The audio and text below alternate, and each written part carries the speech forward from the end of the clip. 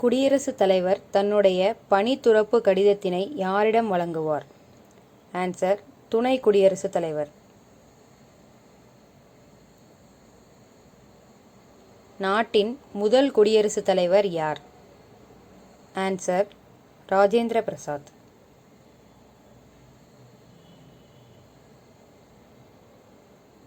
இந்திய அரசியலமைப்பில் அடிப்படை கடமைகள் எந்த சட்டத்திருத்தம் மூலம் சேர்க்கப்பட்டது? ஆன்சர்: 42வது சட்டத்திருத்தம் 1976 பகுதி 4A சரத்து 51A. மாகாணங்களில் இரட்டை ஆட்சி முறை அறிமுகப்படுத்தப்பட்ட சட்டம் எது? ஆன்சர்: இந்திய அரசாங்க சட்டம் 1919. அரசியலமைப்பின் 8வது அட்டவணையில் அங்கீகரிக்கப்பட்டுள்ள மொழிகளின் தற்போதைய எண்ணிக்கை? ஆன்சர்: 22. ஏற்கப்பட்ட போது 14 மொழிகள்.